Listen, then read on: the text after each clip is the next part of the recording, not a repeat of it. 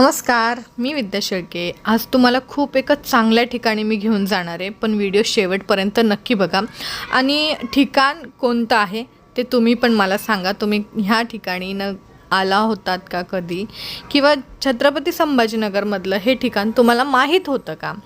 तर आम्ही सगळ्यात आधी संभाजीनगरवरनं आम्ही निघालो होतो बोरसरला, म्हणजेच माझ्या बहिणीच्या सासरी।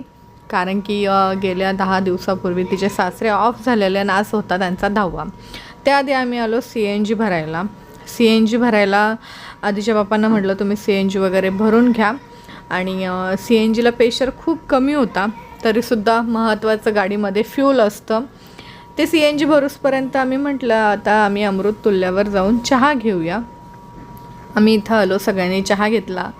उपवास होता सगळ्यांना, श्रावण सोमवार होता, त्यामुळे सगळ्यांनीच चहा वगैरे घेऊन आम्ही पुढचा प्रवास आमचा सुरू केलेला। आणि आजच्या प्रवासामध्ये माझे वडील, माझी मोठी वहिनी, मोठा भाऊ, माझे 2 मुलं, मी आणि माझे मिस्टर, असा आम्ही सगळ्यांचा आमचा प्रवास सुरू झालेला। आणि आम्हाला जायचं होतं जोड बोरसरला। हे कन्नड तालुक्यामध्ये येतं, वैजापूर तालुक्यातलं हे गाव नाही आहे। तुम्हाला वाटेल की हे कन्नड तालुका छत्रपती संभाजीनगरमध्येच तालुका आहे।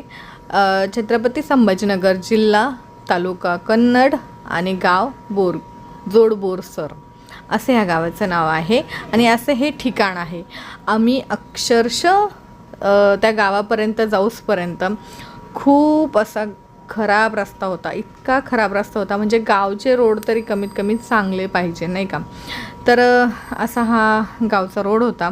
त्यानंतर आम्ही कसं तरी हळूहळू, आधीच पप्पाच गाडी चालवत होते, पण खूप टेन्शन होतं, चेंबर वगैरे लागतं काय, फुटतंय काय, इतका खराब रस्ता होता। आणि पाऊस वगैरे जास्त नव्हता, पण मुळात रस्तेच चांगले नाही आहे ह्या गावाला जाण्यासाठी। कोणत्याही मार्गातून जा तुम्ही, ह्या गावाला जाण्यासाठी कुठूनही रस्ता चांगला नाही आहे। ह्या गावातल्या आमदार साहेबा काय करतात माहीत नाही, फक्त मतं मागण्यासाठी त्या जागी होतात आणि नंतर परत 5 वर्ष झोपून घेतात। त्यानंतर आधीच पप्पांनी गाडी लावली आणि आम्ही असं नदीच्या कडेकडेने 10व्यासाठी निघालो। त्याच्यानंतर सगळीच लोक 10व्याच्या ठिकाणी पूजा आटपूस तर आमच्याकडे बसतात। त्याच्यानंतर एकीकडे गावाच्या किनाऱ्यावर, म्हणजे त्या कडेला कीर्तन चालू होतं। त्याच्यानंतर मग सगळे तिळ घ्यायला गेले, मी पण तिळ घ्यायला गेले। तिळ वगैरे घेऊन त्याच्यानंतर आम्हाला परत जायचं होतं घरी। त्याच्यानंतर तिळ वगैरे घेतले, फराळाचं केलेलं होतं, फराळ वगैरे केलं आणि आम्ही आमच्या पुढच्या मार्गाला सुरुवात केली। त्याआधी आम्हालाही म्हटलं रस्त्यामध्येच वेरूळ पडणार होतं, तर आपण वेरूळला जाऊन दर्शन घेऊया म्हटलं, श्रावण सोमवार असल्यामुळे। तर खूप अशी गर्दी होती। घृष्णेश्वर हे आम्हाला ऑन द वे लागलं होतं, त्याच्यामुळं 2 मिनटं थांबून आपण दर्शन घेऊन जाऊया। मला म्हटलं शनिवार रविवार साहजिक आहे, खूप गर्दी असते, पण साहेबांनी सांगितलं की नाही, इथूनच बॅरिकेड लावलेले आहेत आणि तुम्हाला इथून एकतर चालत जा किंवा इथे ऑटो वगैरे तुम्हाला भेटेल, तुम्ही त्याने प्रवास करू शकता। मंदिरामध्ये जाण्यासाठी मग आम्हाला घ्यायचा होता ऑटो। आधीच्या पप्पांनी गाडी पार्क केली। वेरूळ ह्या ठिकाणी आम्ही येऊन आता घेणार होतो सगळे ऑटो। आरोही मला म्हणत होती तू किती पुढे पुढे पुढे पुढे जाते मम्मी, जरा हळूहळू चल। म्हणलं चला, कसं का होईना, हळूहळू का होईना जाऊया आपण।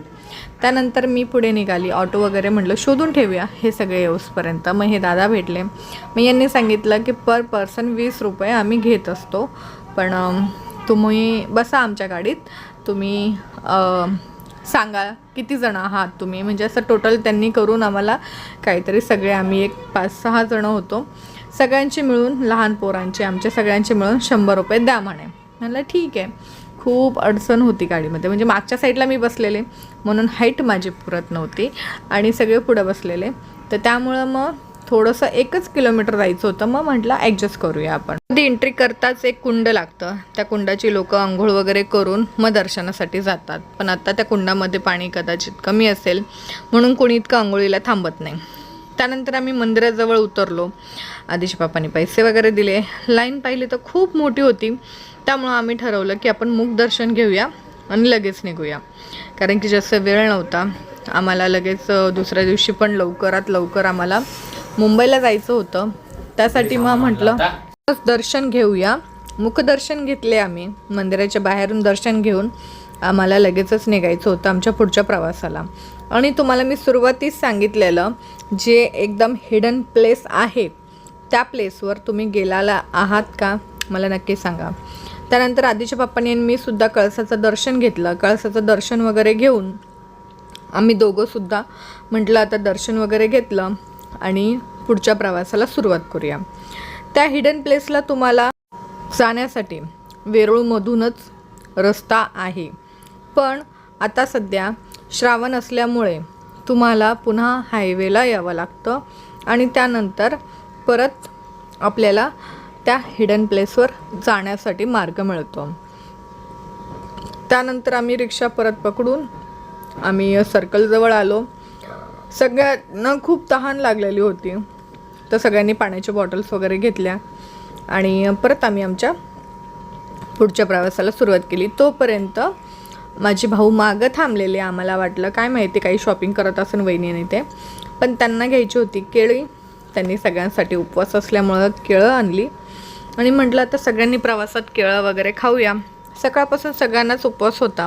धाब्याच्या ठिकाणी फराळाचं केलं होतं, पण जास्त काही कोणी इतकं काही खाल्लं नव्हतं, त्यामुळं थोडं थोडं फराळाचं करून आम्ही निघालेलो होतो.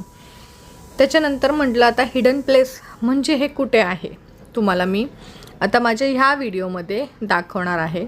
मी होते आता संभाजीनगरला जो नगर हायवेला लागतो त्या रोडवरून हा तुम्ही कमान पाहिली की ह्या कमानापासून राईट घेऊन आपल्याला जायचं होतं भांगशी मातेच्या डोंगराकडे.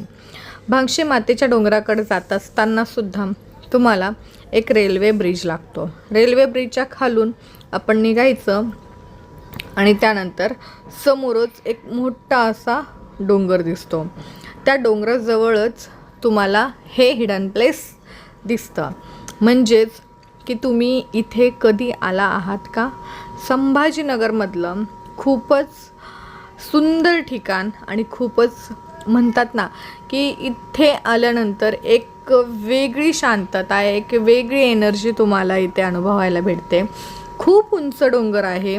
खूप लोक इथे ट्रॅकिंगसाठी येतात. खूप लोक इथे त्यांचं जे भांगशी मातेचं दर्शनासाठी येतात.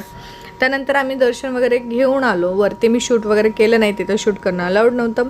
त्यानंतर तुम्हाला जर हा प्लेस बघायचा असेल तर नेक्स्ट टाईम मी नक्कीच शूट करेल, पण तुम्ही मला आधीच सांगा की तुम्हाला ही हिडन प्लेस आतून पाहायची आहे का. त्यानंतर आम्ही आलो घरी आणि आता आपण भेटूया नेक्स्ट व्हिडिओमध्ये. Bye bye.